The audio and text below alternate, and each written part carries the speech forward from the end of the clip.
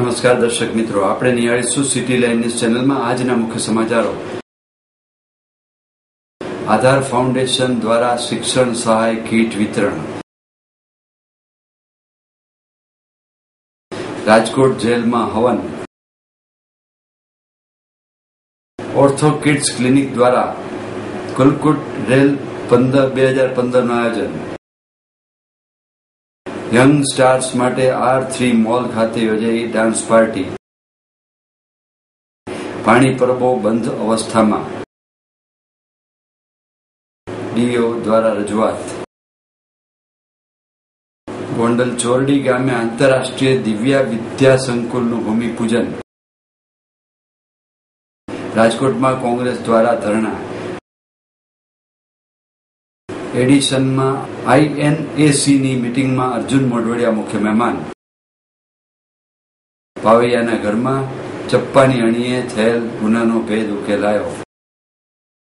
આધાર foundation દ્વારા સહાય kit વિતરણ.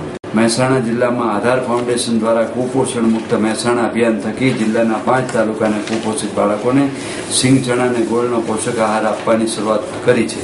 આધાર ફાઉન્ડેશને શરૂ કરેલ મહાઅભિયાનમાં સફળતા મળી છે. આધાર ફાઉન્ડેશન દ્વારા આગળ કદમ વધીને જરૂરિયાતમંદ વિદ્યાર્થીઓને શિક્ષણ સહાય કીટ આપવાનું આયોજન કરાયું છે. જેના ભાગરૂપે મહેસાણા જિલ્લામાં 200 બાળકોને શિક્ષણ સહાય કીટ આરોગ્ય મંત્રી શ્રી નીતિનભાઈ પટેલ તેમજ મહાનુભાવોના હસ્તે અપાઈ હતી. કાર્યક્રમમાં ઉપસ્થિત માર્ગ અને મકાન મંત્રી શ્રી નીતિનભાઈ પટેલે જણાવ્યું હતું કે આધાર ફાઉન્ડેશન દ્વારા આયોજિત કાર્યક્રમ સમાજ માટે પ્રેરણારૂપ છે. શિક્ષણમાં મહત્વ દરેક સમાજ માટે વિશેષ મહત્વ છે. ગુણવત્તાયુક્ત શિક્ષણ થકી સમાજમાં આમૂલ પરિવર્તન આવે છે.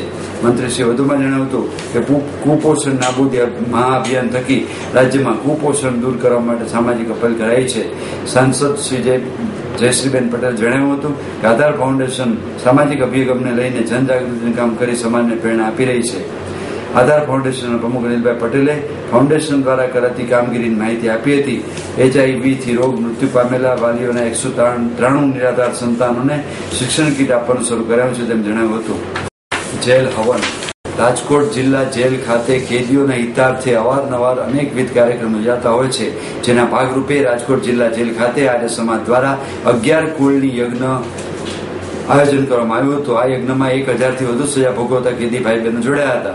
સૌથી ખુશીની વાત તો એ છે કે 11 કુંડી યજ્ઞ જેલમાં સજોડે સજા ભોગવતા 11 પતિ પત્નીએ જોડાઈ હવનમાં બેસીને ધન્યતા અનુભવી હતી.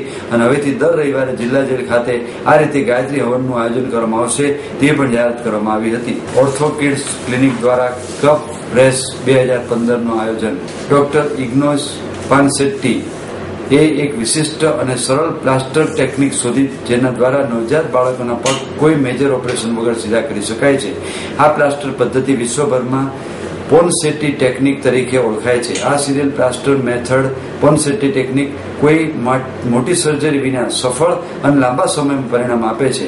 આ સારવાર પામેલા બાળકોના પગ ચપળ, ફ્લેક્સિબલ અને દર્દરહિત થાય છે અને સામાન્ય વ્યક્તિની જેમ જ કામ આપે છે.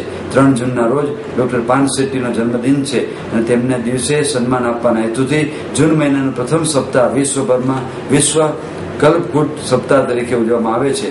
વર્ષ 2006માં ઓર્થો કિડ્સ ક્લિનિકના ડોક્ટર મૌલિન શાહને ડોક્ટર પાનસેટ્ટી સાથે આયોવા યુનિવર્સિટી USA તાલીમ મેળવવાની તક મળી હતી.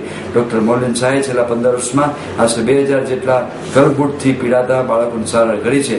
આજે ઓર્થો કિડ્સ ક્લિનિક તમામ કલબુટ નવજાત બાળકો સમયસર પાનસેટ્ટી મેથડ પ્રમાણે સારવાર આપવામાં મહત્વપૂર્ણ ભૂમિકા નિભાવે છે.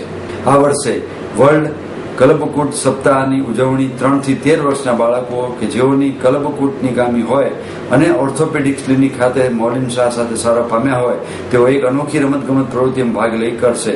બાળકોની આ ખાસ રમતગમતનું આયોજન રવિવારે 7 જૂન 2015 રોજ કરાયું છે. તેમાં તેઓ દોડી શકશે, ડાન્સ અને રમત કરી શકશે અને બીજા બાળકોને સમકક્ષ તેમ સમાજને જણાવશે. આ ઇવેન્ટનો અમારો હેતુ લોકોમાં કલબકૂટ વિશે જ્ઞાન વધારવાનો અને શારીરિક ખામીની વહેલી તકે સારવાર કરવા અંગે જાગૃતતા ફેલાવવાનો છે, જેથી આવા દર્દીને સમાજમાં અવગણના અટકાવી શકાય.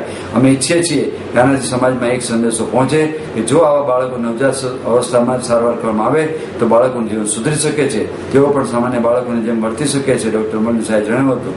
ડોક્ટર મોલિન શાહે કહ્યું હતું કે બાળકો કે જેઓ કલ્બકૂટની ખામી સાથે જન્મે છે તેઓ અત્યંત તણાવમાં, નિરાશા અને ભયમાં જીવે છે અને વાલીઓને ડર હોય છે. બાળકો ભવિષ્યમાં ચાલી શકશે, દોડી શકશે, રમી શકશે નહીં. કેટલાક સમુદાયો આવા બાળકોને સામાન્ય બાળકની જેમ સ્વીકારતા પણ નથી, બલકે તેમને શ્રાપ સમજે છે. આ દર્દીઓને અવગણમાં આવે તો બાળકો રૂટીન રમતમાં કે મોજ મસ્તીમાં સામેલ થવાથી દૂર રહેવા લાગે છે અને તેથી તેની અવગણના પણ થવા લાગે છે. સામાન્ય રીતે આવા દર્દીઓ પગના ઓપરેશન કરી સીધા કરવાનો પ્રયત્ન કરે છે. ઓપરેશન દ્વારા સારવાર પામેલ પગ જકડ અને ક્યારેક પીડાયુક્ત રહી જાય છે. આ પ્રવૃત્તિ કરવાનો મોટો આશ્રય સામાન્ય માણસોમાં કલ્બકૂટ વિશે જ્ઞાન ધરાવવાનો છે. જો આ બાળકોને જન્મ બાદ તુરંત પ્લાસ્ટર સારવાર કરવામાં આવે તો બીજા બાળકોને જેમ સામાન્ય કામ કરી શકે છે. આ પદ્ધતિમાં કોઈ મોટું ઓપરેશન કરવાની જરૂર પડતી નથી. ભારતમાં દર 1500 નવજાત શિશુમાં એક બાળક જન્મજાત વાંકા પગ સાથે કે કલ્બકૂટ સાથે જન્મે છે. ગ્લોબલ કલ્બકૂટ ઇનિશિયેટિવ પ્રમાણે ભારતમાં દર વર્ષે 30,000 અને ગુજરાતમાં 300 જેટલા બાળકો જન્મજાત ખોડ જન્મે છે. આ જનસંખ્યામાં 60% લોકો ભારતના ગ્રામીણ વિસ્તારમાં રહેતા હોવાથી તેઓ અદ્યતન સારવાર મેળવી શકતા નથી અને જટિલ તકલીફમાં પરિણમે છે.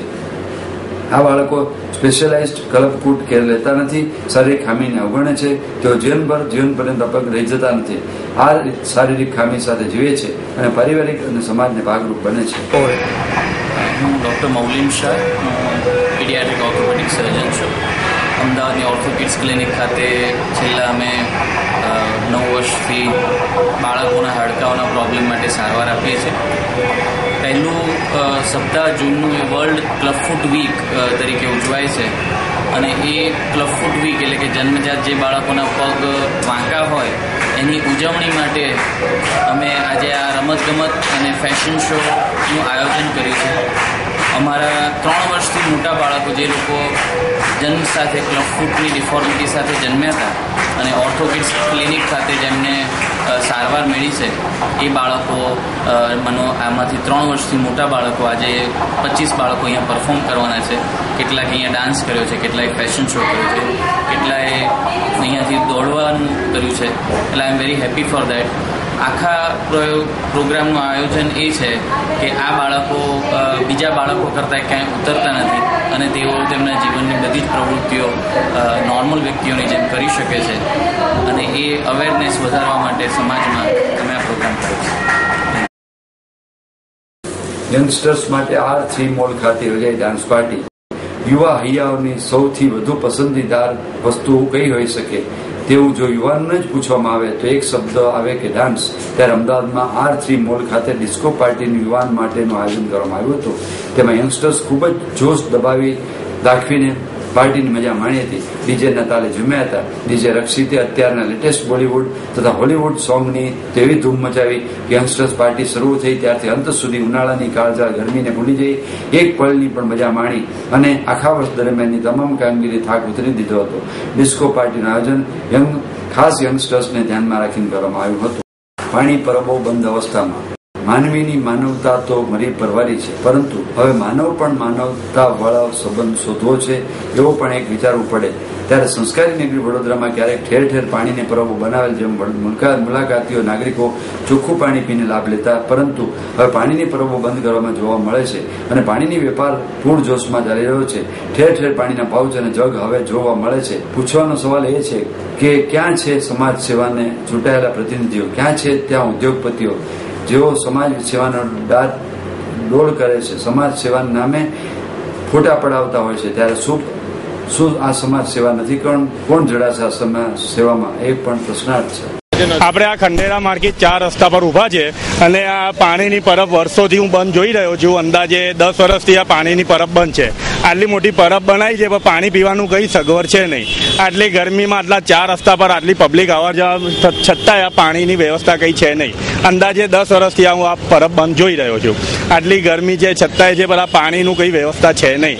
કોઈ સુવિધા જ નથી. ચારે બાજુ કોઈ ચોકડીની સુવિધા છે નહીં. હવે આટલા બધા શૌચાલય બનાવો છો તો આ પાણીનું તો કઈ વ્યવસ્થા હોવી જોઈએ કે આવતા જતા લોકો પાણી પીવે એવું. બસ તંત્ર નિષ્ફળ તો છે. તંત્ર તો નિષ્ફળ છે, તો બધા જાણે છે. એમાં તો કઈ કહેવાનું કઈ છે નહીં. તંત્ર તો ટોટલી નિષ્ફળ છે જ. શું નામ તમારું? આપણું નામ તો હવે સંસ્કારી નગરીના સંસ્કારી છોકરા છે આપણે, બરાબર છે, એ જ આપણું નામ છે. ડીઓ રજૂઆત.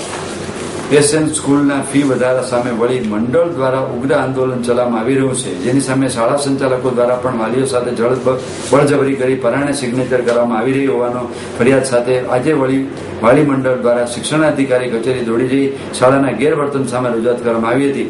એસએન કે વાલી મંડળ દ્વારા ફી વધારા મુદ્દે અનેક આશ્ચર્યજનક કાર્યક્રમો આપ્યા હોવા છતાં તેમજ આ અંગે શિક્ષણ મંત્રીને મળ્યા પછી પણ હજુ સુધી ફી વધારો પાછો ખેંચવા કોઈ હલચલ કરવામાં આવતી નથી. ઉલટાનું વાલીઓ પાસે બળજબરીથી સિગ્નેચર કરવામાં આવી રહ્યા છે અને મેનેજમેન્ટ દ્વારા આપવામાં આવેલ ઓપ્શન પૈકી એક ઓપ્શન પસંદ કરવા માટે ધાકધમકી આપવામાં આવી રહી છે. વાલીઓને ઘરે જઈને શાળા સંચાલકો દ્વારા સિગ્નેચર કરવામાં આવી રહી છે. તેની સામે વાલીઓ દ્વારા આજે શિક્ષણાધિકારીને આવેદનપત્ર પાઠવી શાળાની મનમાની સામે રજૂઆત કરવામાં આવી હતી.